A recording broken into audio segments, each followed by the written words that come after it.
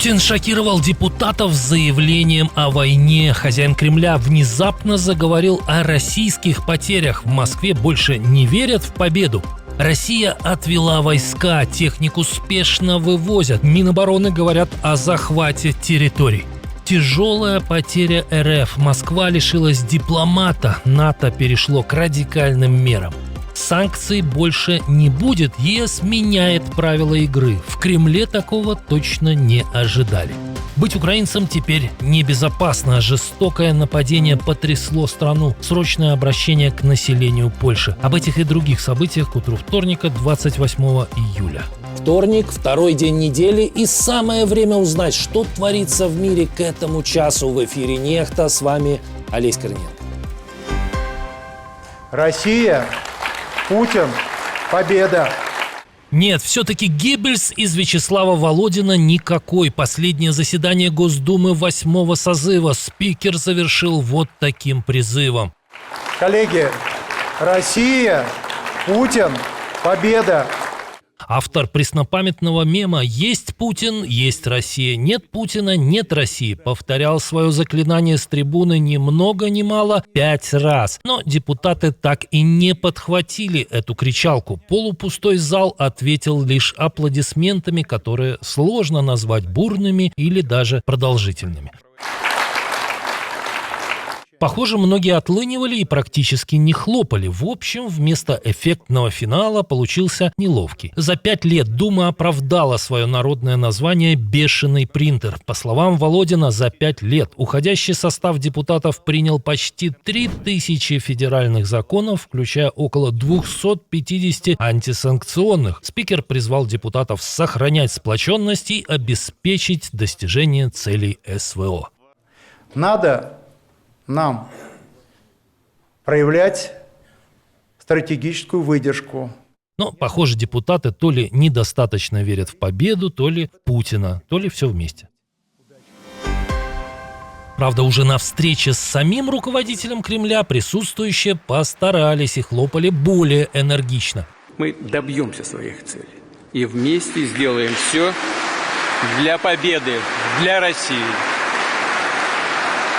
Путин намекнул, что не торопится брать малую токмачку. Смелее надо. Очень хочется. Но хозяин Кремля вдруг вспомнил о последствиях. И здесь, так же как в экономике, есть свои риски, цена которым потери на поле боя с нашей стороны. Войну Путин, похоже, собирается вести подольше. Он уже намекнул, что следующей Думе предстоит принять бюджет на ближайшую трехлетку, а ее приоритетом должно стать укрепление обороны. Кстати, по подсчетам проекта «Путин War Day», Россия уже потратила на войну против Украины более 41 триллиона рублей. Это примерно 530 миллиардов долларов. На эти деньги можно было 39 лет финансировать российскую науку, построить более 23 тысяч школ или оплатить обучение в вузах 40 миллионам студентов. Москва заявляет об успехах. Министерство обороны России утверждает, что ее армия захватила еще 2 населенных пункта Украины. Подразделения группировки оккупантов «Восток» якобы в Днепропетровской области заняли Христофоровку, которую Москва по старинке называет Коммунаровкой. А российская группировка войск «Центр» взяла под контроль Торское в Донецкой области. В вооруженных силах Украины эти реляции россиян пока не комментировали. А вот в одном из важнейших регионов Россия ослабила свою оборону. Речь идет об Арктике. Как сообщает Fox News, Москва перебросила часть комплексов ПВО с северных баз на защиту российских городов и военных объектов от ударов украинских беспилотников. По данным издания, с архипелага Новая Земля и из района Северодвинска исчезли десятки комплексов С-300 и С-400. При этом Россия продолжает строить военную инфраструктуру у границ Финляндии и Норвегии. В Печенге базу планируют расширить почти в 2,5 раза, а новые объекты также возводят в Кандалакше и Петрозаводске. По мнению экспертов, переброска ПВО показывает острую нехватку ресурсов у России. Защищать приходится все больше объектов. По мнению Fox News, у НАТО появилось временное окно, чтобы усилить северный фланг, пока Москва не может вернуть крупные силы в Арктику. Я не Навальный, у меня другая немножко стратегия. Раньше он преследовал оппозиционеров, а теперь и сам столкнулся с методами режима Путина. Арестованного по делу о фейках об армии зет-блогера Илью Ремесло этапировали в Институт психиатрии имени Сербского. Еще недавно Ремесло считался убежденным сторонником Кремля и был известен своими доносами на Алексея Навального. Но весной он резко изменил риторику. Блогер потребовал отставки Владимира Путина, назвал его военным преступником и заявил, что страну ждет тихий дворцовый переворот. В июле Ремесло задержали по делу о фейках об армии и отправили в СИЗО. Теперь он оказался в той самой психиатрической клинике, где уже провел месяц после своих первых антипутинских заявлений весной. К старым андроповским методам борьбы с инакомыслием режим Путина прибегает не впервые. Самым известным узником, уже 6 лет запертым в психлечебнице, является якутский шаман Александр Габыш. Очередное нападение на национальной почве в Польше. Во Вроцлаве жестоко избили украинскую пару. На опубликованных кадрах видно, как нападавшие наносят молодому человеку десятки ударов. Девушка пытается его защитить, но тоже получает несколько сильных ударов по голове. О нападении сообщила в соцсетях мать пострадавшей. Я умоляю всех неравнодушных помочь распространить эту публикацию. Особенно обращаюсь к полякам. Пожалуйста, помогите сделать так, чтобы об этом нападении узнало как можно больше людей. Нельзя допустить, чтобы такая жестокость осталась безнаказанной или была замолчена. В Генеральном консульстве Украины во Вроцлаве констатировали, что, цитирую, «в последнее время в Польше участились случаи насилия и агрессии, жертвами которых становятся граждане Украины». Местная полиция предварительно квалифицировала преступление как совершенное на почве этнической ненависти и уже разыскивает нападавших.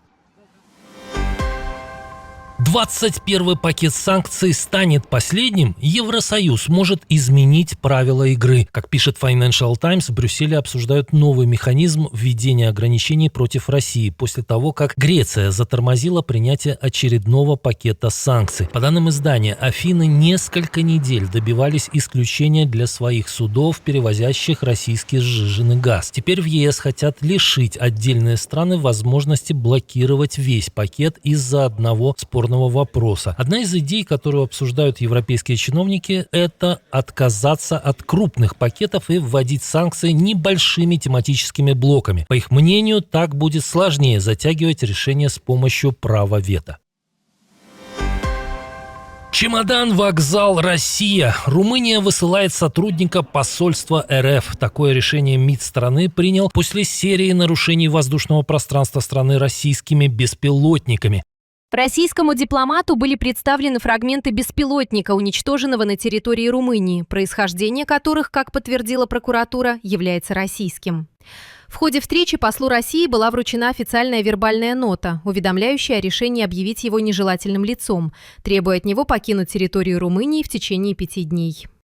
Только за последние 3 дня в румынское небо влетели 3 российских дрона. Причем сбивать этих непрошенных гостей румынские военные и их партнеры по НАТО наконец-то научились. Все 3 были успешно уничтожены. Теперь военные думают над тем, чтобы научиться бороться с этой напастью менее дорогими способами. Для перехвата дронов были использованы дорогие американские ракеты, которыми вооружены истребители F-16. По данным местной прессы, это стоило не менее $1,5 миллиона. Но теперь в Румынии уже рассматривают более дешевые варианты, включая вертолеты с пулеметами. А в следующем году страна также должна получить 2 новые системы борьбы с дронами, одну из которых создают совместно с Украиной. Хочешь выступать в Литве? Сначала выскажись о войне. Власти страны предлагают обязать российских и белорусских артистов подписывать антивоенную декларацию. Отказавшимся могут запретить въезд в страну. Литовский МИД также предлагает не пускать тех, кто поддерживал российскую агрессию, выступал на оккупированных территориях Украины или оправдывал репрессии в России и Беларуси. Подписанная декларация с осуждением войны будет публиковаться в открытом доступе. Кроме того, власти хотят запретить россиянам и белорусам с видом на жительство в Литве покупать недвижимость рядом с военными объектами и другой критически важной инфраструктурой. Если поправки примут, они вступят в силу с 1 января 2027 года.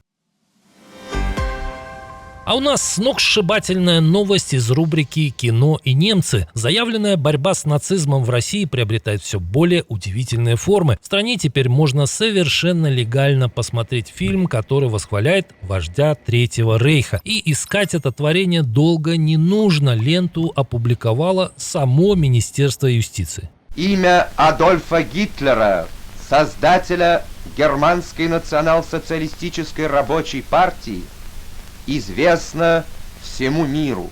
На сайте ведомства появился фильм «Гитлер. Освободитель», снятый нацистской пропагандой для жителей оккупированных советских территорий во время Второй мировой войны. Он размещен в рамках выставки «Защита суверенитета российского государства. История и современность». В фильме вождь представлен как, цитата, «освободитель русского народа и борец с большевизмом». При этом картина опубликована в открытом доступе без каких-либо пояснений исторического контекста или предупреждений о том, что это пропагандистский материал, созданный нацистской Германией. Но, может, сотрудники думали о другом вожде?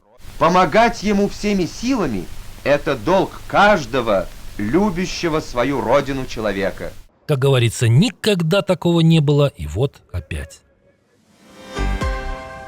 Все-таки в России провели парад ко дню военно-морского флота не в Севастополе и не в Санкт-Петербурге. Там, похоже, разрешение на такие мероприятия не дали Зеленский и Мадяр. Зато настоящее шоу состоялось вне зоны досягаемости украинских дронов в Калининграде.